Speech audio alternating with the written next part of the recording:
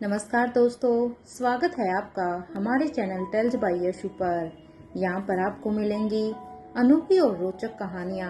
अगर आपको हमारी कहानियाँ पसंद आती हैं तो कृपया करके हमारी वीडियो को लाइक करें, इसको अपने दोस्तों के साथ शेयर करें और अगर आप इस चैनल पर नए हैं तो कृपया करके सब्सक्राइब करें।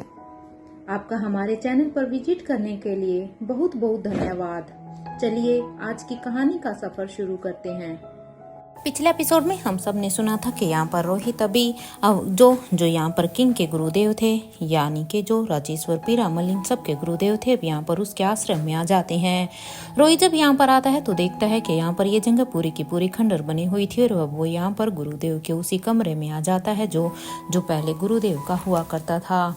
इधर वो यहाँ पर आता है तो अब उसके पीछे पीछे अनिका भी आ जाती है, लेकिन जैसे ही रोहित को एहसास होता है कि कोई यहाँ पर उसी की तरफ कदम बढ़ा रहा है तो अब रोहित वहाँ पर एक टेबल के पीछे छिप जाता है। लेकिन अनिका जब अंदर आती है तो वो देखती है यहाँ पर मिस्टर मारवा उसे कहीं भी दिखाई नहीं देते, इसलिए वो एक दो बार तो यहाँ पर कहती है मिस्टर मारवा कहाँ हैं आप, लेकिन जब उसे कोई भी दिखाई नहीं देता तो यहाँ पर अनिका सीधा ही ऊपर छत की तरफ अपनी गन को तान कर अब उसे शूट कर देती है। जैसे ही यहाँ पर अनिका ने यहाँ पर अपनी गोली को चलाया तो उसे देखकर अब रोहित अपने मन में कहता है सच में खूबसूरती के साथ साथ ये कितनी टैलेंटेड भी है। इधर टेबल के पीछे छिपकर रोहित बस मन ही मन में बस अनिका की ही तारीफें कर रहा था, क्योंकि अनिका का चेहरा जितना खूबसूरत था उसे उसका ये टैलेंट और भी बहुत ही भा रहा था। क्योंकि रोहित पहले भी ऐसे ही अनिका की तरफ अट्रैक्टेड हुआ था। जब वो धीरे धीरे अनिका से प्यार करने लगा था तो बस अब यहाँ पर रोहित अनिका को ही देख रहा था। तो वहीं इधर दूसरी तरफ अनिका भी यहाँ पर रोहित को ही आवाज लगा रही थी, जो कि अभी कह रही थी मिस्टर मारवा देखिए, मैं ये पूरी तरह से अच्छी तरह से जानती हूँ कि आप यहाँ पर इसी रूम में छिपे हुए हैं, इसलिए देखिए मैं बस अभी यहाँ पर 3 तक ही काउंट करूँगी। अगर आप अभी मेरे 3 तक गिनने तक अगर आप मेरे सामने नहीं आए तो मैं इस जगह को पूरा का पूरा ब्लास्ट कर दूंगी, इसलिए आपके पास कोई भी ऑप्शन नहीं है। मुझे अच्छी तरह से पता है आप मुझे देखकर यहीं पर ही छिपे हुए हैं, क्योंकि मैंने साफ साफ आपको यहाँ पर इस कमरे के अंदर आते हुए देखा है। क्योंकि अनिका भी अब यहाँ पर चूहे और बिल्ली वाला ये खेल खेल कर अब थक चुकी थी, इसलिए अब अनिका सीधे सीधे ही यहाँ पर रोहित को चैलेंज देती है कि आखिर रोहित यहाँ पर क्या करने के लिए आया था। अनिका के मन में बहुत सारे सवाल थे जो कि वो यहाँ पर रोहित से जानना चाहती थी, इसलिए अनिका ने सीधे सीधे ही यहाँ पर रोहित को चैलेंज कर दिया था। इधर ये जैसे ही अनिका की ये बात रोहित के कानों में गई तो ये सुनते ही अब रोहित के पास कोई भी ऑप्शन नहीं था, इसलिए वो जल्दी से अभी जिस टेबल के पीछे छिपा हुआ था वो भी उस टेबल के पीछे से निकलकर बाहर आ जाता है। और अचानक से बाहर आने के बाद जैसे ही वो बाहर आता है तो अनिका की निगाहें बस रोहित पर ही थी। तो इधर दूसरी तरफ रोहित अब निकलते ही सीधा ही अनिका को कहता है have you lost your mind, हाँ तुम्हें पता भी है तुम क्या कर रही हो अनिका गुलेरिया, क्या तुम भूल गई हो, और तुम इस तरह से मेरा पीछा क्यों कर रही हो। मैं काफी समय से तुम्हें देख रहा हूँ कि तुम हमेशा मेरे पीछे ही आ रही होती हो। अब यहाँ पर मेरे पीछे आने का तुम्हारा कौन सा मकसद है। अब ये मत कहना कि तुम्हें कोई भी इंटरेस्ट नहीं है। इधर अपने सामने खड़े रोहित को देखकर अब अनिका अब उसके पास जाती है और कहती है आप यहाँ पर क्या कर रहे हैं मिस्टर मारवा, ये जगह तो पूरी की पूरी खंडर बन चुकी है, तो आप यहाँ पर क्या करने के लिए आए हैं। इधर अनिका ने जैसे ही रोहित से ये सवाल किया तो इस बात को सुनकर अब रोहित यहाँ पर सीधा ही कहता है देखो मेरी मर्जी है, मैं जहाँ जाना चाहूँ मैं वहाँ पर जा सकता हूँ। तुम कौन हो और तुम कौन होती हो मुझसे ये सब पूछने वाली, और हाँ 1 मिनट मैं तुम्हें क्यों जवाब दूँ, मैं किस हक से तुम्हें जवाब दूँ। तो क्या तुम्हारा मेरे साथ कोई रिश्ता है, नहीं है ना, तो बस मैं जरूरी नहीं समझता तुम्हें कोई भी जवाब देना कि मैं यहाँ पर क्यों आया हूँ और किस लिए नहीं। और ये कहते हुए ही रोहित अब गुस्से में अनिका की तरफ देखता है और अब वो उस रूम से निकल कर बाहर जाने लगता है। रोहित ने यहाँ पर बस कुछ ही कदम बढ़ाए थे, रोहित इधर इस कमरे से निकलने ही वाला था कि तभी अब उसे अनिका पीछे से ही कहती है रुकिए मिस्टर मारवा, मुझे सबसे पहले आपको आपके बेटे के बारे में कुछ बताना है। क्योंकि अनिका भी अब ये समझ गई थी रोहित का सच में कोई भी इंटरेस्ट नहीं है यहाँ पर किसी भी टॉपिक पर कोई भी बात करने का, इसलिए अब अनिका यहाँ पर सीधा का सीधा आर्यन के बारे में बात करती है। क्योंकि अनिका जानती थी कि अगर वो आर्यन के बारे में बात करेगी तो जरूर रोहित उसकी बात को सुनेगा, और और जैसा अनिका ने सोचा था बिल्कुल वैसा ही हुआ। जैसे ही अनिका ने यहाँ पर रोहित के बेटे का नाम लिया तो ये सुनते ही रोहित के कदम एकदम से वहीं पर ही थम जाते हैं और वो बस अब हैरानी से अनिका को ही देख रहा था कि आखिर ये अनिका गुलेरिया उसके बेटे के बारे में क्या कहना चाहती है, क्योंकि रोहित तो पिछले 5-6 सालों की पूरी मेमोरी भूल चुका था और इसलिए वो यहाँ पर पीछे मुड़ता है और अब अनिका से कहता है, देखो मैं तुम्हें पहले भी वार्न कर चुका हूँ और अब फिर से कह रहा हूँ, मेरे बेटे के बारे में जानने के लिए मुझे किसी तीसरे की ज़रूरत नहीं है। मैं उसका पापा हूँ। मुझे अच्छी तरह से पता है कि मेरा बेटा क्या है क्या नहीं है, उसे किस चीज़ की ज़रूरत है और किस की नहीं है। इसलिए मुझे उसमें किसी बाहर से किसी भी तीसरे इंसान की उसमें कोई भी ज़रूरत नहीं है। और हाँ देखो, मैं एक बार फिर से तुम्हें कह रहा हूँ, दोबारा मेरा रास्ता रोकने से पहले 100 बार सोचना, क्योंकि अगर अब की बार तुमने मेरा रास्ता रोका तो ये तुम्हारे और तुम्हारे खानदान के लिए बिल्कुल भी ठीक नहीं होगा। और हाँ, तुम्हें मेरी फैमिली ने ही यहाँ पर भेजा है ना, क्योंकि रोहित जैसे 5-6 साल पहले जैसा था उसे अब यही लग रहा था कि उसकी फैमिली ही रोहित के लिए ये सारे के सारे प्रचंडे अपना रही है। वो रोहित को ऐसे ही कन्विंस करना चाहती है, इसलिए वो सीधा अनिका से ये कह देता है और अब साथ के साथ कहता है, देखो अनिका गुलेरिया, मैं तुम जैसी लड़कियों को अच्छी तरह से जानता हूँ कि वो तुम जैसी लड़कियाँ किस तरह से किसी भी लड़के को पीछे जाती हो और फिर उसे अपनी अदाओं से पटाती हो। लेकिन हाँ, मैं तुम्हें पहले भी वार्न कर चुका हूँ और फिर से कर रहा हूँ, मुझे अपने बेटे के लिए कोई भी ऐसी वैसी औरत नहीं चाहिए। इवन अगर तुम मेरी ही बात सुनना चाहती हो तो मुझे ऐसी किसी भी औरत से कोई भी वास्ता नहीं रखना। और हाँ, मुझे अच्छी तरह से पता है कि तुम करण गुलेरिया की बेटी हो, इसलिए उसी का लिहाज रख करके अभी तुम मेरा पीछा बिल्कुल भी नहीं करोगी, क्योंकि गुलेरिया परिवार का अपना एक नाम है, अपना एक रुतबा है। तो इसलिए करण गुलेरिया की बेटी होने के नाते तुम्हें किसी ने हक नहीं दे दिया है कि तुम मेरा पीछा करो और मेरे बेटे या मेरे बीच में किसी भी तरह की दखल अंदाजी करो, क्योंकि अपने बेटे के बारे में मैं ऐसा कुछ भी नहीं करूं, मैं ऐसा कुछ भी नहीं होने दूंगा। और एक बात तुम्हारी इन्फॉर्मेशन के लिए मैं बता दूं, भले ही मुझे नहीं पता तुम्हें इस बारे में पता है या नहीं, भले ही चाहे मेरी दादी माँ ने तुम्हारे पापा के साथ कोई भी कॉन्ट्रैक्ट क्यों ना किया हो, गुलेरिया परिवार के साथ कोई भी कॉन्ट्रैक्ट क्यों ना किया हो, लेकिन हाँ, मैं कभी भी गुलेरिया परिवार की बेटी से शादी नहीं करूँगा। अगर तुम्हें फिर भी 1% भी की उम्मीद है तो अपनी उम्मीद को यहीं पर ही ख़त्म कर दो। यहाँ पर रोहित ने सीधे ही सारी की सारी बातें अब अनिका के सामने कह दी थी और यहाँ पर अनिका बस उसकी बातों को सुन रही थी। और इधर ये कहते हुए ही रोहित अब अनिका को एक तेज लुक देता है और उसे एक तेज लुक देते हुए रोहित अब यहाँ पर अनिका को ही देख रहा था। इधर अनिका को ये बात अभी अच्छी तरह से पता थी कि मिस्टर मारवा कभी भी अपना बदला औरतों से नहीं लेते थे, क्योंकि अनिका पिछले 6 सालों से रोहित के साथ रह रही थी। उससे अच्छी तरह से रोहित की हर एक चीज़ के बारे में पता था। पहले भी कभी भी किसी ने भी जब भी रोहित को परेशान किया था तो उसका बदला उसने उस औरत से ना लेकर उसके पति, उसके पिता या उसके भाई, क्योंकि उसकी फैमिली में जो जेंट्स होते थे उसी से ही वो उसका बदला लेते थे। इसलिए भी यहाँ पर अनिका रोहित से कहती है, आपको ज़रूर कोई गलत फहमी हुई है मिस्टर मारवा, मैं ऐसे वैसे आपके पीछे नहीं आ रही हूँ और जो आप सोच रहे हैं मेरे बारे में वैसा कुछ भी नहीं है। भले ही मैं करण गुलेरिया की बेटी हूँ, लेकिन मैं ऐसी किसी भी डीड के बारे में ना सोचती हूँ ना मैं बात करने आई हूँ। लेकिन हाँ, मैं आपको बस ये बताना चाहती हूँ कि आपके बेटे को एक माँ की ज़रूरत है, दैट्स इट। क्योंकि मुझे ये फील हुआ, इसलिए मैं ये आपको बता रही थी। अब अगर आपकी इंटेंशन मेरे बारे में ये सब कुछ है तो उसमें मैं कुछ नहीं कर सकती। और ये सुनते ही यहाँ पर रोहित कहता है, मेरे बेटे के लिए उसके पापा ही इनफ है, उसे किसी माँ की ज़रूरत नहीं है। और वैसे भी जिस औरत ने उसे जन्म दिया था, जब उसे मेरे बेटे की परवाह ही नहीं थी, तो किसी और से मुझे कोई उम्मीद ही नहीं है। क्योंकि जिस औरत ने उसे जन्म दिया था, जब उसी ने उसे गड्ढे में दफना दिया था, तो मैं अब किसी और औरत पर यकीन ही नहीं करता कि कोई और मेरे बेटे को अच्छी तरह से संभाल सकेगी। मेरे बेटे के लिए मैं इनफ हूँ, उसके लिए मैं ही सब कुछ कर सकता हूँ। एक माँ का और एक पापा का, दोनों का प्यार मैं उसे दे सकता हूँ।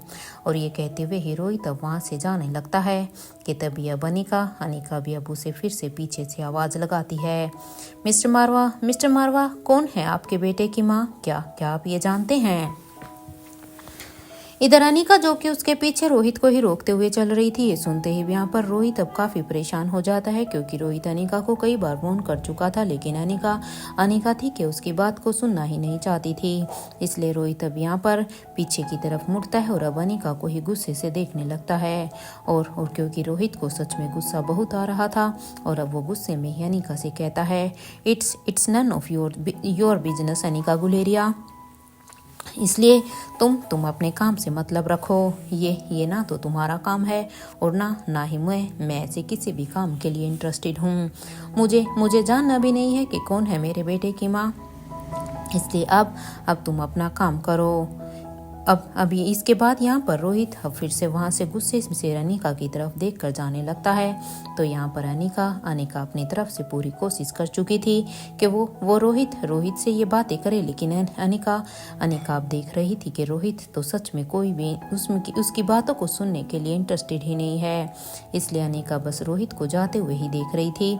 अब रोहित के जाने के बाद अब यहाँ पर अनिका अपने मन में अब किंग को कोसती है। अनिका अपने मन में मानो किंग को ही सुनाते हुए कहती है, जब मेरी याददाश्त चली गई थी तो कम से कम मुझे ये तो पता था कि मिस्टर मारवा मेरे पति है, और भले ही मैं उनसे उस समय डरी सहमी रहती थी, लेकिन फिर भी ये मैं इस सच को नहीं झुठला सकती। जैसे ही सबने मुझे बताया कि वो मेरे पति हैं, तो मैं उनके साथ थी। हम एक छत के नीचे अपने बच्चों के साथ तो रह रहे थे, लेकिन यहाँ पर तो सारी की सारी सिचुएशन ही उल्टी हो गई है, क्योंकि मिस्टर मारवा को तो पिछले 6 सालों का कुछ भी याद नहीं है। उन्हें तो अब ये भी याद नहीं है कि मैं उनकी पत्नी हूँ, और उनके 2 बच्चे और भी हैं। क्योंकि अब सच में मुझे बहुत ही बुरा लग रहा है, और हो ना हो मैं अच्छी तरह से जानती हूँ, इवन मुझे पूरी तरह से पता है कि ये किंग ने जो ये पनिशमेंट दी है वो कहीं ना कहीं माँ को सबक सिखाने के लिए ही किया है, क्योंकि किंग ने पहले भी इसके बारे में एक बार बात की थी, और अब वो इस चीज़ से बस माँ को ही सबक सिखाना चाहते हैं कि सालों पहले उन्होंने जो रोहित के साथ किया था, मेरी याददाश्त को मिटाकर वो सब कुछ अब यहाँ पर मुझे मिल रहा है। इसलिए वो किंग को कोस रही थी कि ये जो कुछ भी यहाँ पर हो रहा है वो सब कुछ किंग की वजह से ही हो रहा है, लेकिन उसका खामियाजा यहाँ पर अनिका और बच्चों को भुगतना पड़ रहा है। या अनिका अपनी ही सोच में थी कि तभी अचानक से अनिका को याद आता है कि ओह शिट, उसने तो अब्दुल के साथ बच्चों को भेज दिया था। इसलिए अब्दुल जरूर यहाँ पर बच्चों को अनंता यानी कि नानी माँ के घर पर ही उन्हें लेकर गया होगा।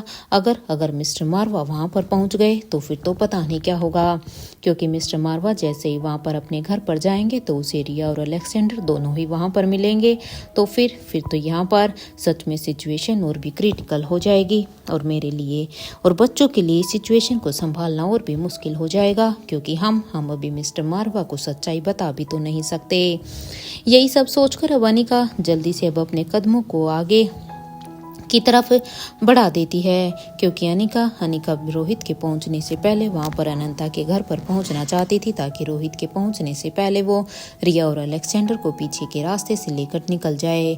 तो वहीं इधर दूसरी तरफ सनी भी बच्चों के साथ यहाँ पर टाइम स्पेंड कर रहा था। इधर सनी प्रिया से कहता है, रिया देखो, तुम तो मेरी बॉस हो ना, मेरी गेमिंग वर्ल्ड की। जैसे पहले भी हमारी इसके बारे में बात हो गई है कि तुम किस तरह से, जब मैं तुमसे मिला था तो तुम किस तरह से कितना अच्छा गेम खेलती थी। उस समय मैं तो तुम्हारा सच में फैन हो गया था, इसलिए अभी भी गेमिंग वर्ल्ड में तो तुम ही मेरी गुरु हो। ये सुनते ही जहाँ पर आर्यन और अलेक्जेंडर दोनों अब एक दूसरे को देखने लगते हैं, क्योंकि उन्हें ये बात थोड़ी सी अजीब लग रही थी, क्योंकि अभी रिया तो यहाँ पर गेमिंग का जी भी नहीं जानती थी, क्योंकि यहाँ पर आने के बाद तो रिया ने फ़ोन तक को हाथ में लेना छोड़ दिया था। वैसे भी यहाँ पर नेटवर्क नहीं होते थे। तो वहीं अब रिया अपने सनी चाचू की बात को सुनकर कहती है, अब मैं आपकी गुरु नहीं हूँ ना चाचू, क्योंकि मैं गेम अब नहीं खेलती हूँ। मैंने सब कुछ पूरी तरह से छोड़ दिया है, इसलिए मैं अब आपकी कोई गुरु नहीं हूँ। अगर आपको किसी को गुरु बनाना ही है तो चाचू आप कोई मुझसे भी अच्छा ढूंढिए। इधर रिया की इस बात पर अब यहाँ पर सनी कहता है, मैं समझ रहा हूँ रिया कि तुम कहना क्या चाहती हो, कि मैं समझ सकता हूँ कि यहाँ पर नेटवर्क बिल्कुल भी नहीं है ना, तो इसलिए तुम्हें गेम खेलने का मौका नहीं मिल रहा है। तुम इसीलिए ही ये सब बातें कह रही हो ना कि यहाँ पर तुम गेम नहीं खेल पा रही। पर कोई बात नहीं, एक बार हम यहाँ से दिल्ली वापस चले जाएं, उसके बाद तो तुम और मैं और ओमकार मिलकर हम सभी गेम खेलेंगे। और मुझे अच्छी तरह से पता है, जब भी तुम गेम खेलने के लिए बैठोगी तो हमेशा की तरह तुम ही फर्स्ट नंबर पर रहोगी। अपने सनी चाचू की इस बात को सुनकर अब यहाँ पर रिया कहती है, हाँ हाँ पक्का, अगर ऐसा है तो दिल्ली जाने के बाद हम पक्का गेम खेलेंगे और हम गेम कंपटीशन भी करेंगे जिसमें सारे ऑनलाइन गेमिंग के बेस्ट प्लेयर होंगे। वाह वाह, फिर तो चाचू बहुत ही मज़ा आएगा। और देखना चाचू, मैं ही जीत जाऊंगी। इस बात को सुनकर अब यहाँ पर जहाँ सनी बहुत ही खुश था, क्योंकि वो बस यहाँ पर बच्चों का दिल बहला रहा था, तो इधर ये सुनकर अब यहाँ पर अलेक्जेंडर कहता है, लेकिन रिया, मैं मानता हूँ तुम भले ही होगी गेमिंग की वर्ल्ड में कमीन, लेकिन हाँ, इस बार तुम्हें गेम खेलने में थोड़ी सी तो दिक्कत आएगी, क्योंकि तुम्हारे लिए जीतना थोड़ा सा टफ हो सकता है। अब जैसे ही अलेक्जेंडर ने ये कहा तो रिया अब अपने भाई अलेक्जेंडर की तरफ घूर घूर कर देखती है कि आखिर अलेक्जेंडर उसे ऐसे क्यों कह रहा है। इधर जैसे ही अलेक्जेंडर ने भी अब रिया की तरफ देखा तो वो समझ जाता है कि आखिर रिया उसकी तरफ ऐसे क्यों देख रही है। तो अब वो यहाँ पर अपनी बात को एक्सप्लेन करते हुए कहता है, देखो रिया, तुम्हारे लिए ये गेम जीतना थोड़ा टफ इसलिए हो सकता है क्योंकि इस बार तुम्हारे सामने कोई ऐसे वैसे प्लेयर नहीं होंगे, बल्कि इस बार खुद तुम्हारे सामने नानू होंगे, नानी माँ होगी, मम्मा भी होंगी और उनके साथ साथ हमारे बड़ी भी तो होंगे।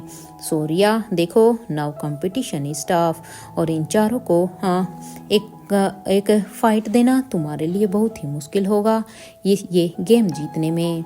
अलेक्जेंडर की ये बात सुनते ही यहाँ पर रिया एक पल के लिए तो सोचती है कि हाँ, अलेक्जेंडर कह तो बिल्कुल सही रहा है, क्योंकि उसके नानू, उसकी नानी माँ, उसकी मम्मा और उनके बड़ी, ये चारों ही सच में अपने गेम में बेस्ट हैं।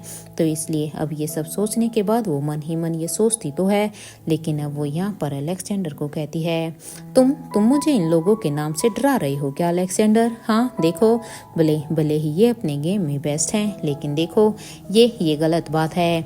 तुम इन चारों का नाम लेकर मुझे इस तरह से नहीं डरा सकते। लेकिन हाँ, मैं तो फिर भी यही कहूँगी कि जहाँ पर ये तीनों, मैं तो फिर भी यही कहूँगी कि जब भी ये गेम होगा, ये कंपटीशन होगा, तो इसमें मैं ही जीतूंगी, क्योंकि मैं बिना खेले तो हार मानने वालों में से बिल्कुल भी नहीं हूँ। जहाँ पर ये तीनों ही बच्चे अभी एक दूसरे के साथ टाइम स्पेंड कर रहे थे, तो वहीं दूसरी तरफ यहाँ पर अनंता के छत पर खड़ा हुआ अब्दुल अपनी दूरबीन से ही चारों तरफ अपनी नज़रों को बनाए हुए था, क्योंकि जब से बच्चे यहाँ पर आए थे, अब्दुल जब से इन्हें यहाँ पर लेकर आया था, तब से ही अब्दुल भले ही बच्चों को अनिका के कहने से यहाँ पर लेकर तो आ गया था, लेकिन उसे अभी भी रोहित की चिंता हो रही थी कि अगर यहाँ पर रोहित आ गया तो फिर यहाँ पर एक नया बखेड़ा खड़ा हो सकता है। इसलिए वो अपनी दूरबीन से अगर रोहित बिल्कुल भी उसके पास आता हुआ दिखाई देगा तो वो सारी की सारी सिचुएशन को पहले ही संभाल लेगा। वो बच्चों को यहाँ पर पीछे के रास्ते से भेज देगा, क्योंकि अब्दुल भी नहीं चाहता था कि रोहित यहाँ पर आए तो यहाँ पर बच्चों को देखे। इसलिए उसने सारी की सारी सिचुएशन पर अपनी नज़रें बनाई हुई थी। जब वो यहाँ पर अपनी दूरबीन से चारों तरफ देख रहा था, तो तभी उसे अपनी दूरबीन से रोहित मारवा उसी यहाँ पर माँ अनंता के घर की तरफ ही आते हुए दिखाई देते हैं। इधर जैसे ही अब्दुल को रोहित अपनी दूरबीन से दिखाई देते हैं, तो रोहित को देखकर तो अब अचानक से ही अब्दुल के हाथ में जो वो दूरबीन थी, वो अचानक से उसके हाथ से छूटकर यहाँ पर छत पर ही जाती है, और उस दूरबीन को वहीं पर ही छोड़कर अब वो भागते हुए आओ देखता है न ताऊ, और वो सीधा ही नीचे की तरफ जाने लगता है, क्योंकि रोहित के यहाँ घर तक पहुँचने तक उसे जल्द से जल्द बच्चों को यहाँ से भेजना था। और इधर रोहित जैसे ही यहाँ पर हाफते हुए नीचे पहुँचता है, तो जैसे ही अब यहाँ पर अब्दुल नीचे पहुँचता है, तो उसे देखकर अब बच्चे भी एकदम से घबरा जाते हैं कि आखिर अब्दुल चाचा को क्या हुआ। इसलिए अब जैसे ही अब्दुल नीचे आता है, तो अब यहाँ पर रिया कहती है, अब्दुल चाचू आपको क्या हुआ है? आप इस तरह से क्यों हाफ रहे हैं? इधर रिया की इस बात को सुनकर अब वो यहाँ पर हाफते हुए ही अब रिया और अलेक्जेंडर से कहता है, ये सब आप छोड़िए अभी अलेक्जेंडर बाबा, रिया बेबी, अभी जल्दी से पीछे के रास्ते से यहाँ से चलिए। वो क्या है ना कि बोस यहीं पर ही आ रहे हैं। मैंने अभी उन्हें दूरबीन से यहाँ पर इसी घर की तरफ आते हुए देखा है। अगर वो यहाँ पर आ गए और उन्होंने यहाँ पर आपको इस घर में आर्यन के साथ देख लिया तो वो बहुत ही गुस्सा होंगे और इसका रिजल्ट क्या है ये तो तुम दोनों भी अच्छी तरह से समझ सकते हो। इधर अब्दुल की ये बात सुनते ही भी यहाँ पर रिया और अलेक्जेंडर दोनों ही अलर्ट हो जाते हैं और वो दोनों ही अब यहाँ पर अच्छी तरह से समझ रहे थे कि आखिर अब्दुल के हाफने का क्या कारण है। इसलिए वो यहाँ पर ज़्यादा कुछ ना पूछते हुए जल्दी से यहाँ पर आर्यन को बाय बोलते हैं और साथ के साथ यहाँ पर अपने सनी चाचू को बाय बोलकर अब वो वहाँ से जाने लगते हैं। तो यहाँ पर अब आर्यन और सनी ये दोनों भी उनकी बाय को सुनकर अपने हाथ के इशारे से उन्हें बाय बोल रहे थे और इधर अब यहाँ पर इनकी बाय के साथ अब अब्दुल इन दोनों को पीछे के रास्ते से अब इन्हें यहाँ पर इस घर से बाहर लेकर चला जाता है। एक तरफ जहां पर अनंता के घर पर अब्दुल ने सारी की सारी सिचुएशन को अच्छी तरह से संभाल लिया था तो इधर दूसरी तरफ दिल्ली में मारवा हाउस के सीक्रेट लैब में यहाँ पर एनी जो कि अभी प्रोफेसर वांगापटू के साथ बातें कर रही थी, क्योंकि जब उसने प्रोफेसर वांगापटू से सरजी के बारे में यानी कि राजेश्वर पीरामल के हुलिये के बारे में पूछा तो उन्होंने बताया कि वो उसके बारे में बता सकते हैं। इसलिए एनी भी जल्दी से वहां पर एक स्केच बुक और पेंसिल लेकर आ गई थी। जैसे ही यानी कि अनिका जैसे ही वो यहाँ पर इस पेंसिल को और इस स्केच बुक को लेकर वहाँ पर आती है तो यहाँ पर राजेश्वर पीरामल अब जैसा तो यहाँ पर वांगापटू जैसा राजेश्वर पीरामल का हुलिया था सेम उसे हर एक चीज बड़ी ही बारीकी के साथ अब यहाँ पर अनिका को बताने लगते हैं। तो वहीं अनिका यानी कि एनी अब यहाँ पर उनके बताए हुए हर एक इंस्ट्रक्शन को बड़े ही ध्यान से सुनकर अब उनकी स्केचिंग करने लगती है ताकि फाइनली उन्हें यहाँ पर राजेश्वर पीरामल के चेहरे का पता चले कि आखिर वो दिखने में कैसे हैं, ताकि अगली बार जब भी उनका आमना सामना हो तो वो अच्छी तरह से जान सकें। इधर कुछ देर के बाद जैसे वांगापटू उसे हर एक चीज बताते हैं तो कुछ देर के बाद अब यहाँ पर एनी ने पूरी की पूरी स्केचिंग कर ली थी और अब वो यहाँ पर जैसे ही एनी ने यहाँ पर स्केचिंग को पूरा किया फाइनली यहाँ पर इस स्केचिंग की बुक पर अब नोटबुक पर अब यहाँ पर राजेश्वर पीरामल का चेहरा बन चुका था और जैसे ही ये कंप्लीट हुआ तो अब एनी उसको वांगापटू की तरफ कर देती है और अब उसे दिखाते हुए कहती है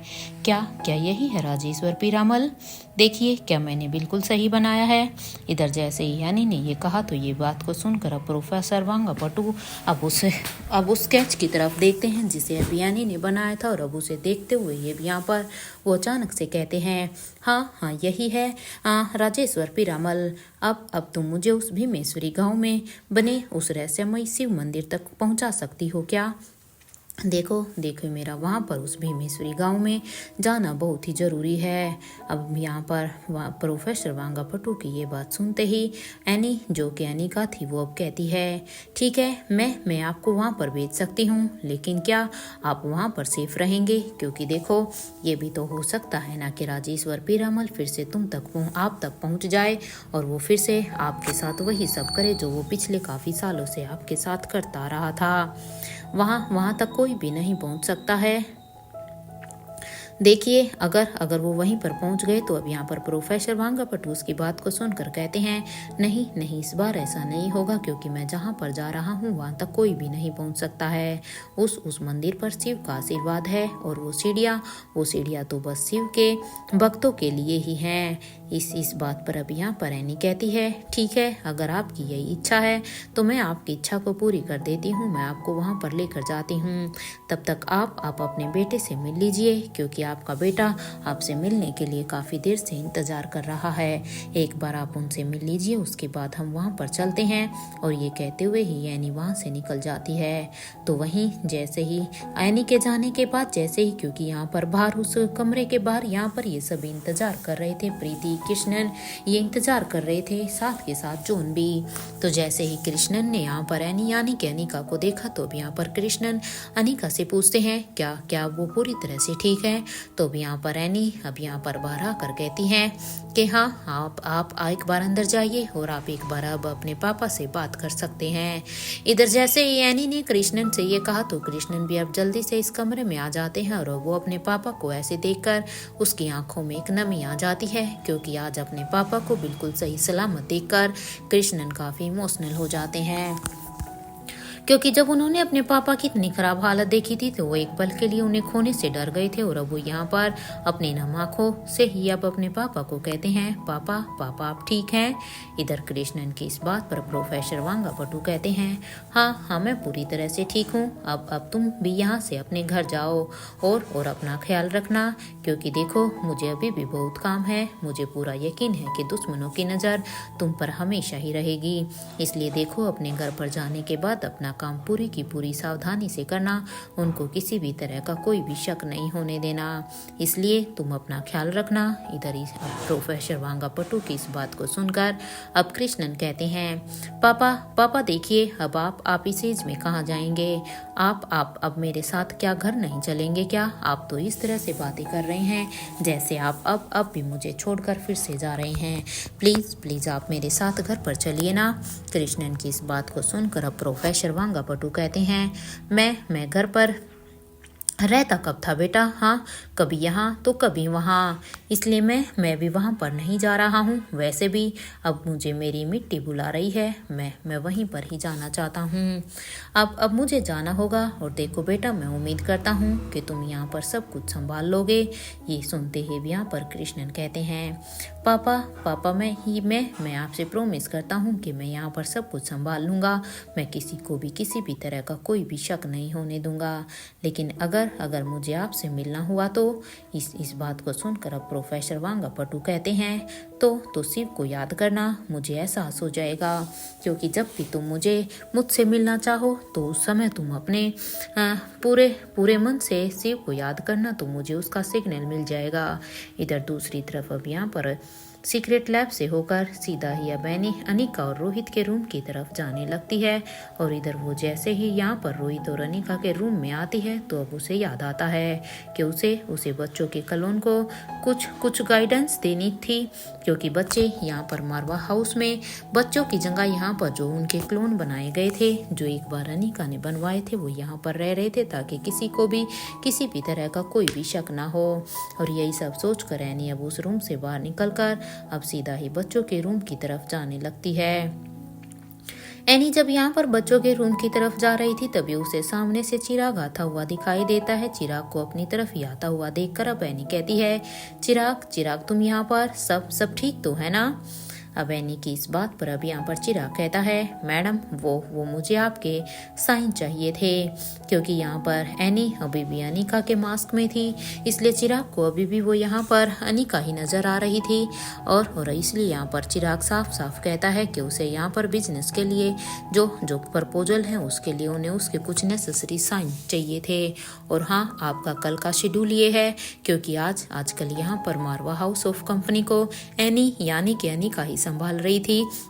जो अब वो ही मारवा ग्रुप ऑफ कंपनी की हेड थी, इसलिए अब यहाँ पर जो काम पहले चिराग रोहित के लिए करता था वो सारा का सारा काम वो यहाँ पर अनिका के लिए कर रहा था, इसलिए उसने अनिका का कल का पूरा शेड्यूल भी बनाया हुआ था।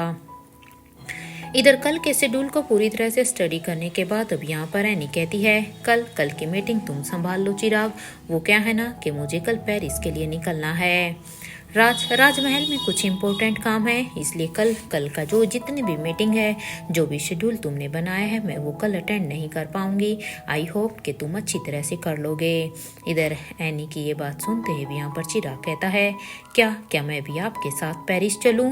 I mean, आपको बिजनेस की ज़्यादा नॉलेज नहीं है ना? तो देखो, अगर मैं वहाँ पर आपके साथ चलूँगा तो इसमें मैं आपकी मदद कर सकता हूँ। चिराग की इस बात को सुनकर अब यहाँ पर एनी कहती है, नहीं चिराग, इसकी ज़रूरत नहीं है, मैं वहाँ जाने के बाद सब कुछ हैंडल कर लूँगी। तुम बस यहाँ पर सब कुछ संभाल लेना। आई होप कि तुम सब कुछ अच्छी तरह से कर लोगे। अब यहाँ पर एनी की इस बात को सुनकर अब चिराग हाँ में अपना सिर हिलाता है और कहता है, मैम डोंट वरी, मैं यहाँ पर सब कुछ अच्छी तरह से संभाल लूँगा, इवन यहाँ बिजनेस को भी। अब यहाँ पर जैसे ही एनी चिराग की ये बात सुनती है तो अब यहाँ पर एनी कहती है, नाउ यू मे लीव। और जैसे यहाँ पर अनिका यानी कि एनी ने ये कहा तो ये सुनते ही अब चिराग भी वहाँ से अनिका को ग्रीट करने के बाद अब वहाँ से चला जाता है। तो वहीं चिराग के जाने के बाद अब यहाँ पर एनी अब अपने मन में ही कहती है, Anika madam you did a good job. यही सोचकर ही एनी अब बच्चों के रूम की तरफ बढ़ जाती है। जहां एक तरफ एनी बच्चों के रूम की तरफ बढ़ रही थी, यानी कि उनके क्लोन की तरफ बढ़ रही थी, तो वहीं दूसरी तरफ इधर चिराग भी यहाँ पर अपनी गाड़ी में बैठकर अब अपने घर की तरफ ही जाने लगता है।